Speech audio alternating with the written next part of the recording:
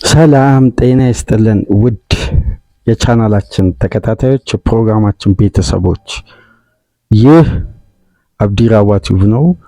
ፕሮግራማችንን ላይክ በማድረግ እንዲጀምሩ፣ ላይክ ስታደርጉ የዚህን ፕሮግራም ተደራሽነት ተደማጭነት በርካታ የእግር ኳስ አድማጮች ጋር ይደርስ ዘንድ ላይክ ማድረጋችሁ በእጅጉ ይጠቅመናል። ላይክ እያደረጋችሁ እንድታደምጡን፣ አዲስ ከሆናችሁ ደግሞ የደወል ምልክቷን እየተጫናችሁ ሰብስክራይብ እንድታደርጉ በአክብሮት እየጋበዝን ይህንን ፕሮግራም ከሀገር ውጭ የምታደምጡ የቻናላችን ተከታታዮች ድጋፋችሁን በሱፐር ስቲከር፣ ሱፐር ቻት፣ ሱፐር ታንክስ ለቻናላችን እንድታበረክቱ የአክብሮት ግብዣችን ነው። በሁለተኛ ክፍል ፕሮግራማችን እንግዲህ ትኩረት የምናደርገው የዕለተ እሁድ ተጠባቂው የለንደን ደርቢ በአርሴናል እና ቼልሲ መካከል በሚደረገው የለንደን ደርቢ ከጨዋታው በፊት ከአንድ ቀን በፊት አንዳንድ መወያየት ያለብን አርዕስቶችን መርጠን በዚህ ፕሮግራም እንግዲህ በሁለቱ ቡድኖች ግንኙነት ወቅታዊ ብቃት፣ የዚህ ጨዋታ አንገብጋቢነት፣ ለሁለቱም ክለቦች በጣም ወሳኝና አስፈላጊ ጨዋታ ነው። እሁድ በኤሚሬትስ ምሽት 1 ሰዓት ተኩል የሚደረገው። እስቲ ከዚህ ጨዋታ በፊት የሁለቱም ቡድኖች ወቅታዊ አቋም፣ በሁለቱ ቡድኖች መካከል ባሉ ያለፉት ግንኙነቶች ልዩነት የፈጠሩ ትላልቅ የሜዳ ውስጥ እንቅስቃሴዎች፣ በወቅታዊ ብቃት ደግሞ አስተማማኝ ሚና እየሰጡ የሚገኙ የሁለቱ ቡድን ተጫዋቾች አሉ። በስክሪናችን ላይ የምትመለከቷቸው ቪክተር ዮከሬስ እና ጆዋው ፔድሮ በወቅታዊ ብቃት በግል አስደናቂ ፎርም ላይ ነው የሚገኙት። ዮከሬስ ያለፈው ሳምንት ደርቢ ላይ ያስቆጠራቸው 2 ግቦች፣ ጆዋው ፔድሮ ደግሞ ሊያም ሮሲኒየር ከመጡበት ጊዜ አንስቶ ወደ አስቆጣሪነት ተመልሶ የቡድኑን ወሳኝ ግቦች እያስቆጠረ ይገኛል። ስለዚህ ስለ ሁለቱ ተጫዋቾች አንዳንድ ወቅታዊ ብቃትና እያደረጉ ያሉትን አስተዋጽኦ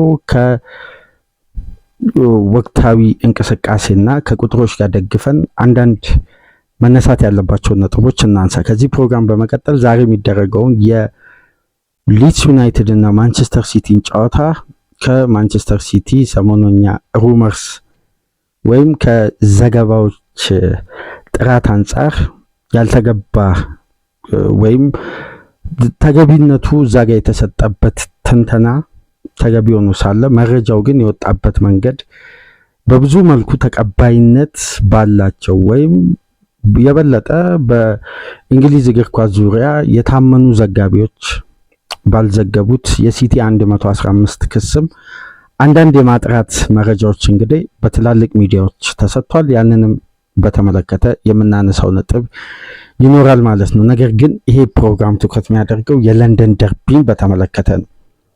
እሁድ የሚደረገው ጨዋታ ለሊያም ሮሲኒየር፣ ለሚካኤል አርቴታ የዚህ ጨዋታ አስፈላጊነት በየደረጃቸው አርሴናል ለሚያደርገው የዋንጫ ፉክክር፣ ቼልሲ የቶፕ ፎርም ቦታ ይዞ ለማጠናቀቅ ለሁለቱም ክለቦች በአንገብጋቢ ሁኔታ ይሄ ጨዋታ ወሳኝነት አለው። ከዚህ ጨዋታ ቀደም ብሎ ግን ከወጡ መረጃዎች መካከል የዩኤፋ ሻምፒየንስ ሊግ ድልድል ነው። ድልድሎች እንግዲህ በአስገራሚ ሁኔታ የወጣው ድልድል የሚካኤል አርቴታ አርሴናልን ለተጨማሪ ዋንጫ ከፕሪሚየር ሊግ ውጭ የበለጠ እንዲያሰላስል ካሁን በኋላ የወጣው ፊክስቸር በአስደናቂ መልኩ ለአርቴታ እንዲህ አይነት አድቫንቴጅ አርሴናል እንደ ቡድን እንዲህ አይነት የአንደኛው መደብ የእርስ በርስ ግንኙነት በወቅታዊ ብቃት በአስተማማኝነት እንዲህ አይነት የዩኤፋ ሻምፒየንስ ሊግ አስገራሚ ድልድልና ፖት ተመልክተን አናውቅም። ለሚካኤል አርቴታ አርሴናል ትልቅ ድል በር ከፈተ። በኢሮፒያን እግር ኳስ አርሴናል ድል ማድረግ የሚችልበት አጋጣሚ የተፈጠረ ይመስላል። የአርሴናል በኩል ያሉ ድልድሎች ትናንት እንደተመለከታችሁት ጋላታሳራይ ከሊቨርፑል፣ ኒውካስል ከባርሳ፣ አትሌቲኮ ማድሪድ ከቶትናም፣ አትላንታ ከባየር ሙኒክ፣ ሌቨርኩዘን ከአርሴናል፣ ፔጄ ከቼልሲ፣ ቦዶ ወይም ጊልሜት ከስፖርቲንግ ሊዝበን፣ ሪያል ማድሪድ ከማንቸስተር ሲቲ ተደልድለዋል።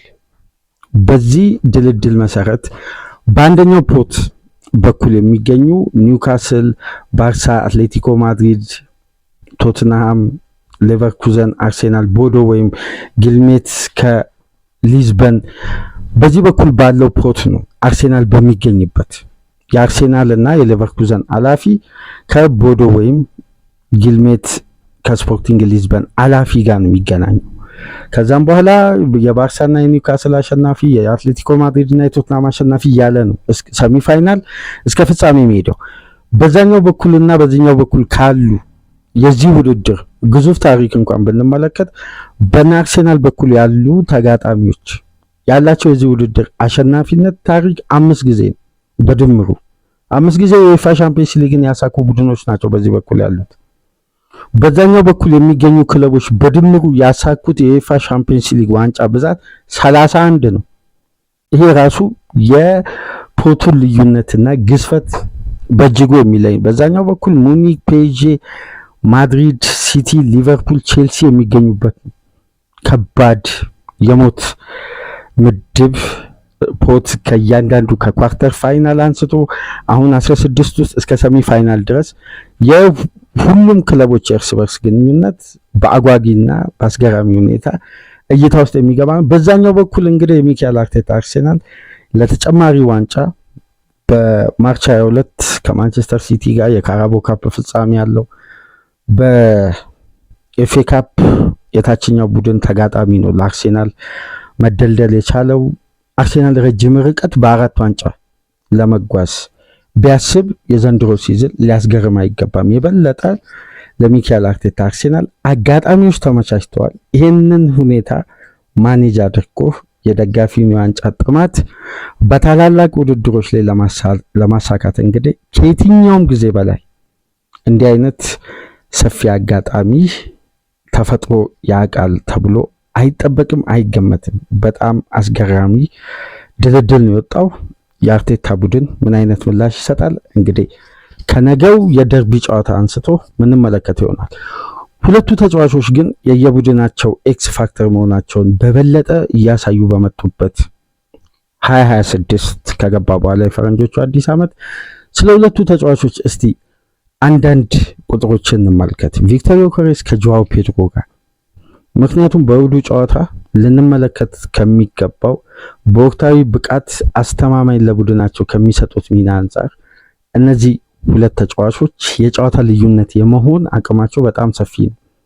በሁሉም ውድድሮች 2026 ከገባበት ጊዜ አንስቶ የፕሪሚየር ሊግ የፊት መስመር ተጫዋቾች በግብ ላይ ባደረጉት ተሳትፎ አንደኛ ላይ የተቀመጠው ቪክተር ዮከሬስ ነው። ሁለተኛ ላይ የተቀመጠው ጆዋው ፔድሮ ነው።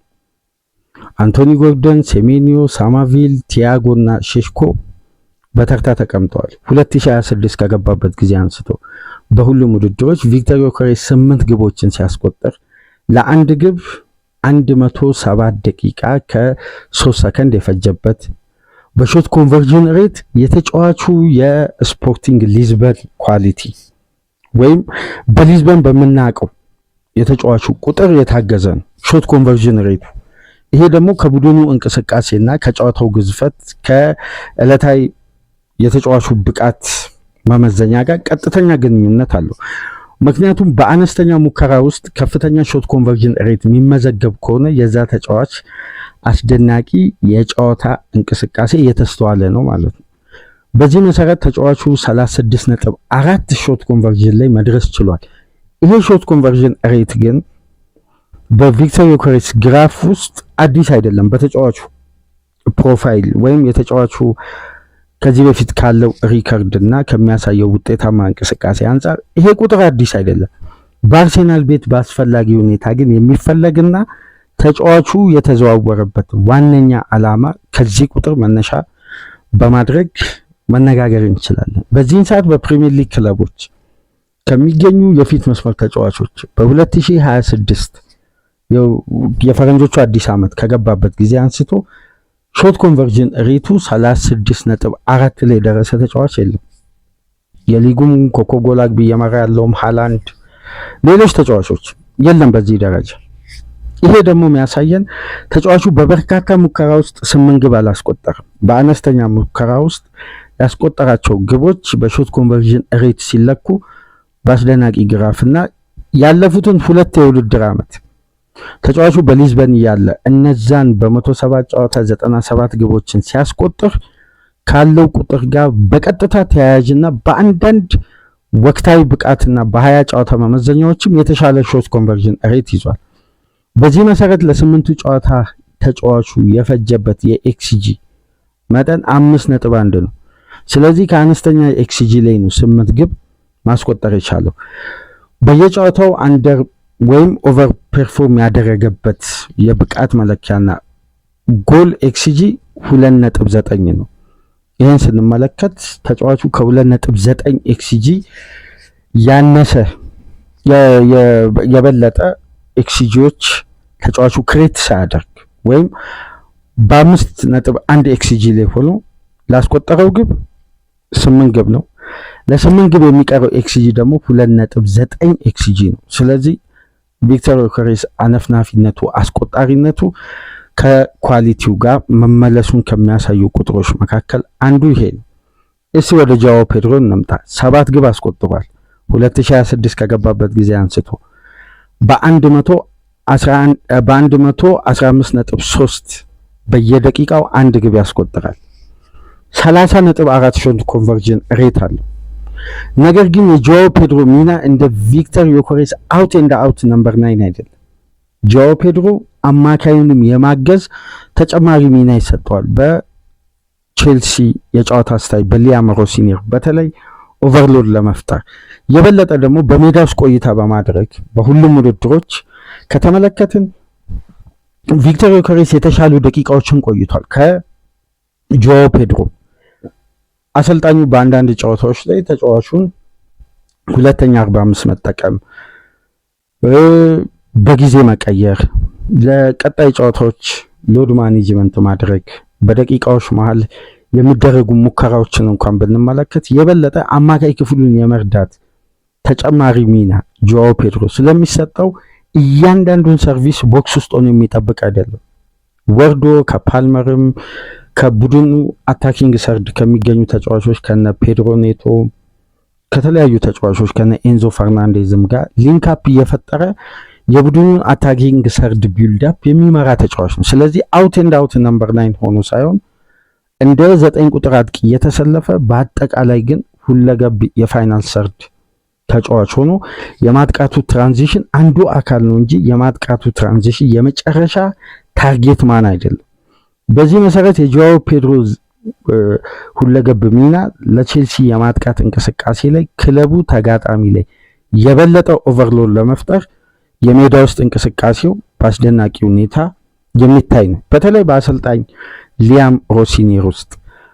በዚህ መሰረት እንግዲህ ተጫዋቹ 7 ግብ ለማስቆጠር 4.6 ኤክስጂ ብቻ ነው የፈጀበትና ኦቨርና አንደር ፐርፎርም ያደረገበት ኤክስጂ ወይም ቀሪ ኤክስጂ ለ7 ግብ 2.4 ኤክስጂ።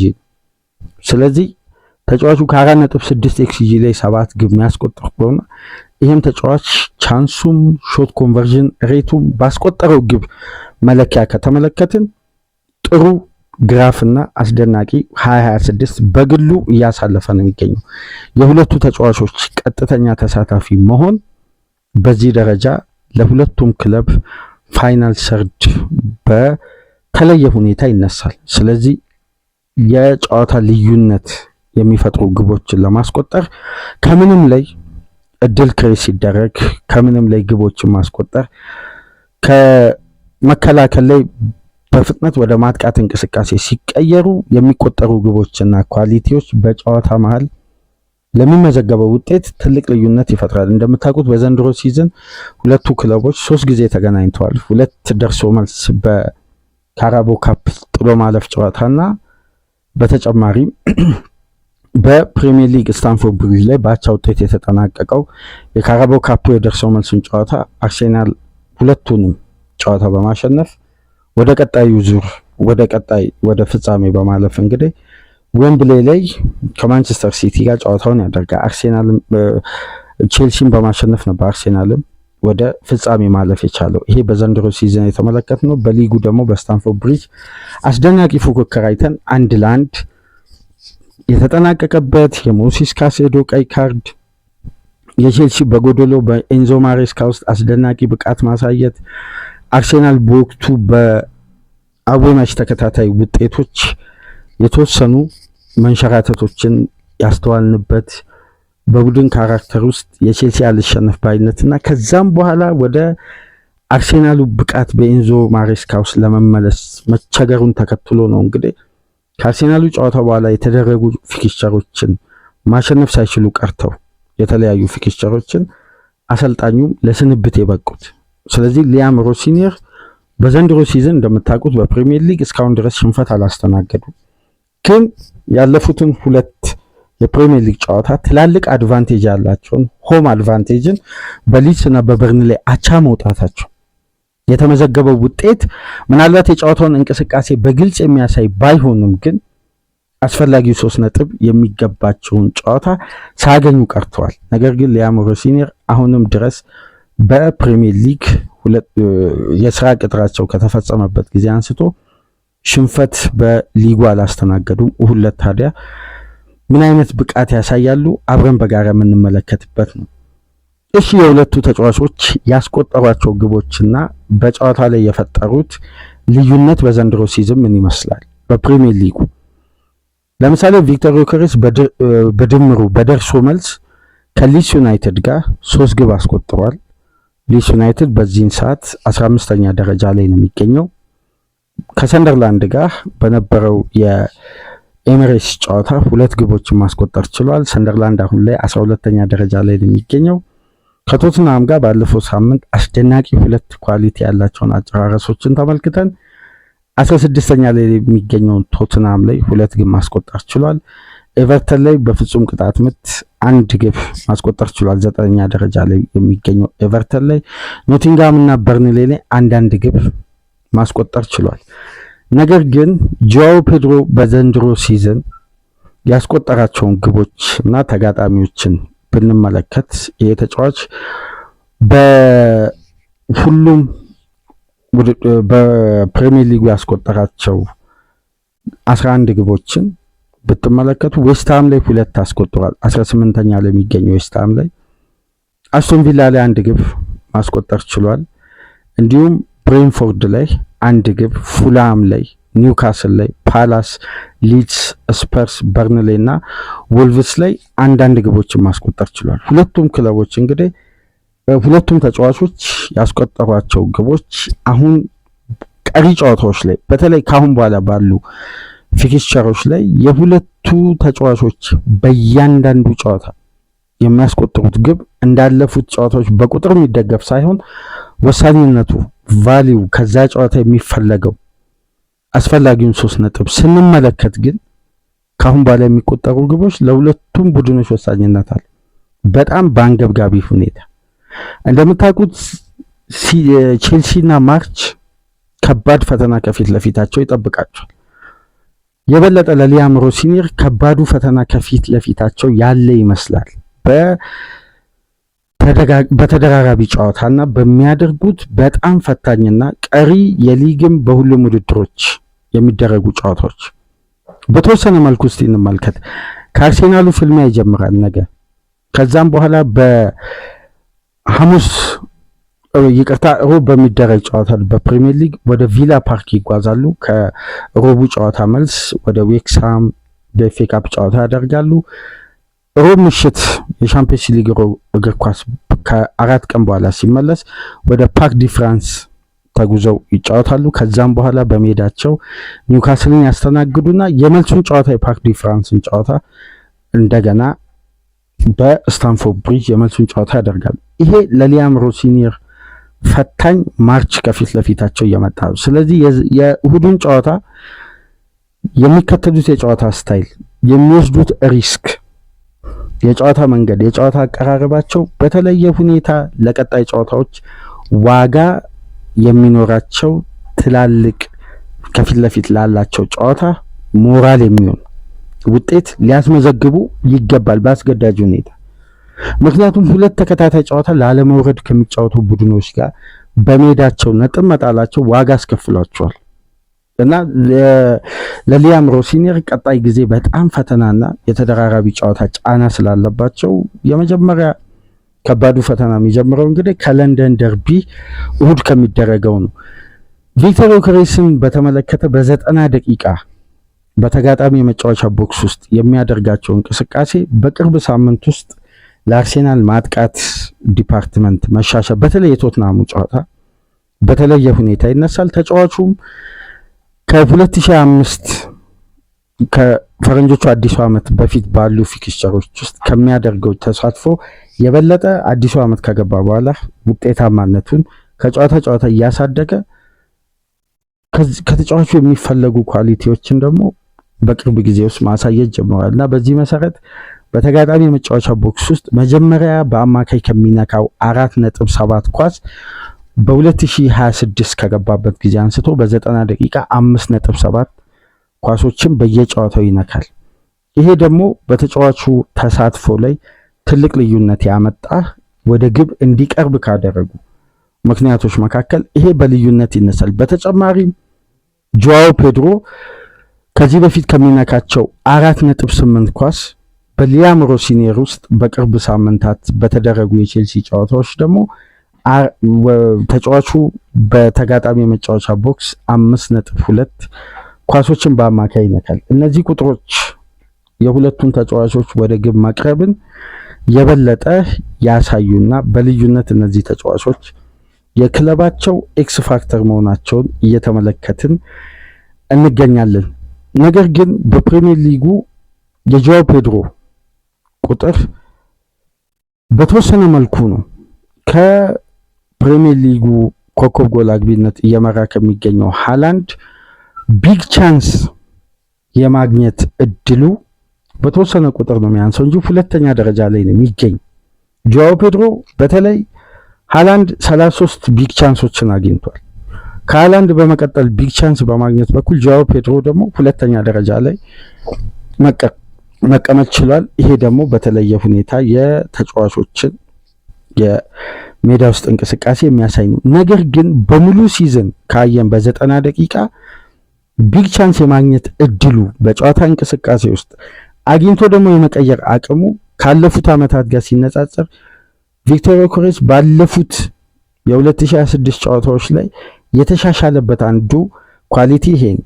ለምሳሌ ሃላንድ በየጨዋታው 1.57 ቢግ ቻንሶችን ያገኛል። ከነዚህ መካከል ሃላንድ ወደ ሙከራነት የሚቀይራቸው ከብሎክ እንቅስቃሴዎች አንስቶ ሙከራዎችም አሉ።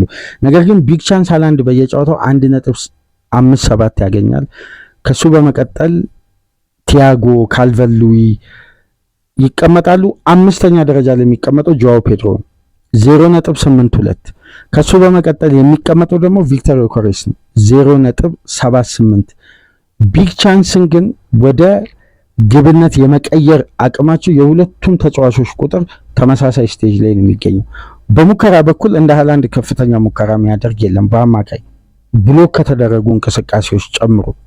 በዚህ መሰረት ሃላንድ 3.22 ሙከራዎችን ያደርጋል። ኤኬቲኬ 2.52 ሙከራዎችን ማድረግ ሲችል ቪክተር ዮከሬስ 1.61፣ ጆዋው ፔድሮ 1.55 ሙከራዎችን ያደርጋል። ስለዚህ የሙከራ መጠናቸው ወደ ግብ የመቀየር ቻንሱ የሙከራ መጠን ነው።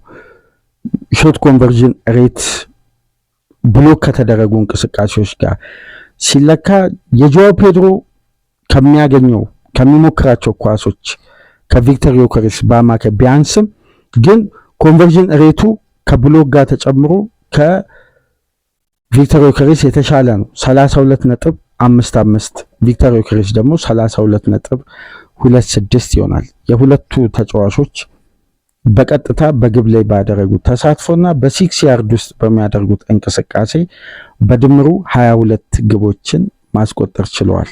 ይሄ ደግሞ ለእሁዱ ተጠባቂ ጨዋታ የሁለቱም ተጫዋቾች ተመሳሳይነት ያለው የሜዳ ውስጥ እንቅስቃሴ አለ። ከተከላካይ ጀርባ የሚገኙ ስፔሶችን የመጠቀም ኳሊቲያቸው ሁለቱም ተጫዋቾች። በዚህ መሰረት እንግዲህ ፋስት ብሬክ በዚህ ጨዋታ የሚኖር ከሆነ ጆዋው ፔድሮም ቪክተር ዮከሬስም የማስቆጠር እድላቸው ሰፊ ነው። በቅርብ ሳምንት ከተመለከታችሁ ጆአው ፔድሮ ከተከላካይ ጀርባ በሚሮጣቸው ኳሶች በሚያደርጋቸው እንቅስቃሴዎች ከፓላስ ጋር ከተለያዩ ቡድኖች ጋር ከሊድስ ጋር ባለፈው ሳምንት የሚያስቆጥራቸው ግቦች ከተከላካይ ጀርባ በሚገኙ ስፔሶች ላይ ነው። በዚህ መሰረት እንግዲህ በየ90 ደቂቃው ሁለቱ ተጫዋቾች ከቨር የሚያደርጉ ኪሎ ሜትሮች ተሰልተው በሁለቱ ተጫዋቾች መካከል ከቨር የሚደረጉ ስፔሶችና ኪሎ ሜትሮች በከፍተኛ ሁኔታ በሊጉ ላይ ተቀምጧል።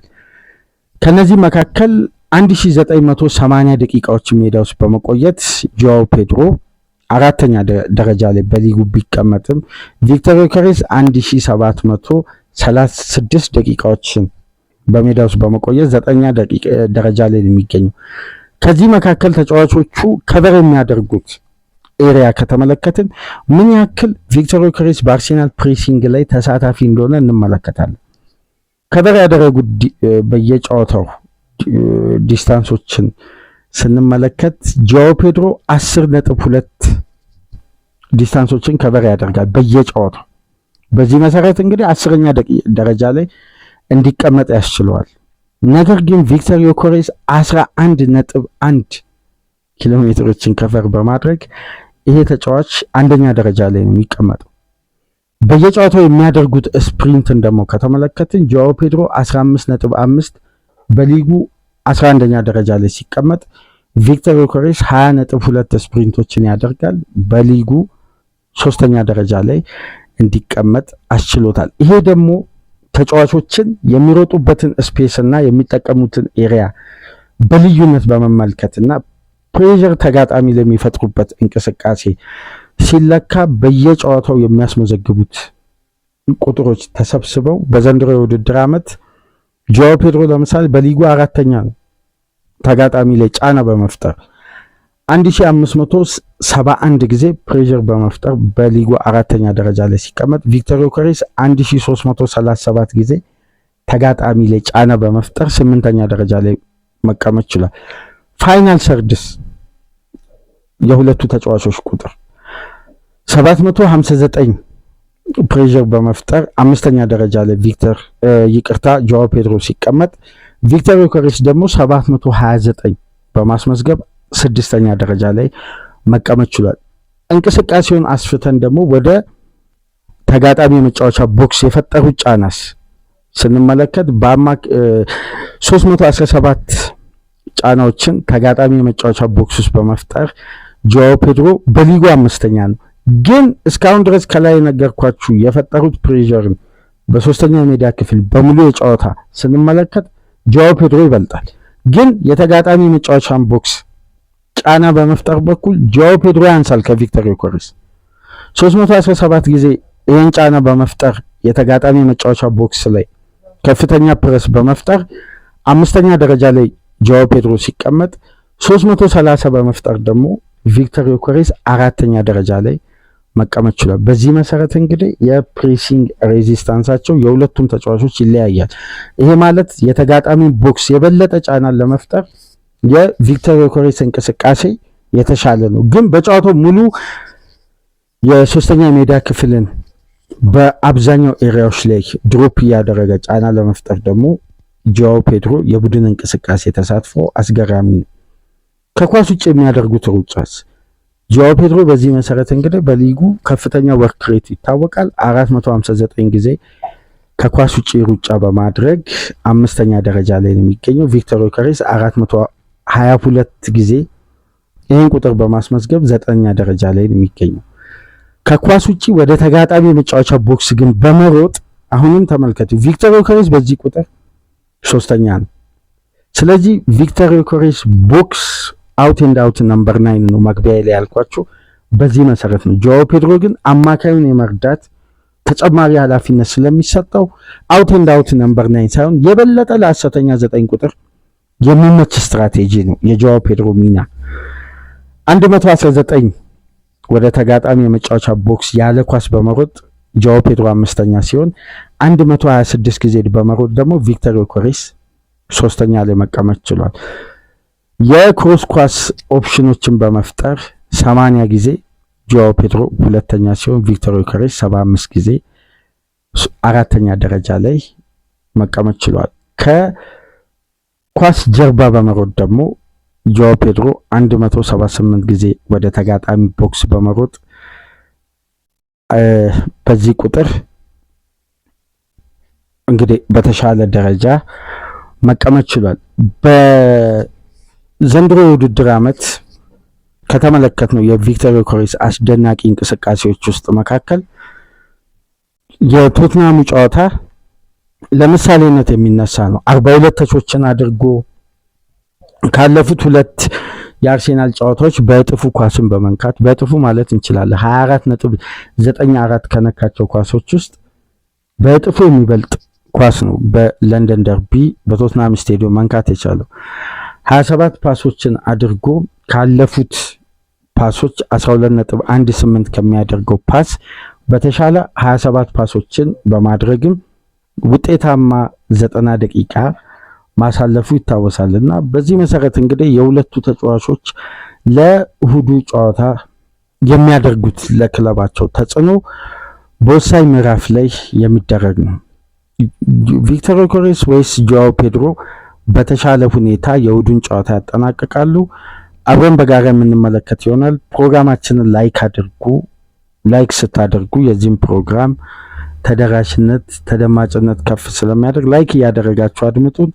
አዲስ የሆናችሁ ሰብስክራይብ በማድረግ ለቻናላችን ቤተሰብ እንድትሆኑ፣ ይህንን ፕሮግራም ደግሞ ከሀገር ውጭ የምታደምጡ በሱፐር ስቲከር፣ በሱፐር ቻት፣ በሱፐር ታንክስ ድጋፍ አድርጉ። ከዚህ ፕሮግራም በመቀጠል በሊድስ ማንቸስተር ሲቲ የዛሬ ምሽት ተጠባቂ ጨዋታ ቅድመ ጨዋታ ነጥቦችና የሲቲ የ115 ክስን በተመለከተ የወጣውን መረጃ አጠናክረን ወደ እናንተ ተመልሰን እንመጣለን። እስከዛው ድረስ ሰላም ቆዩ።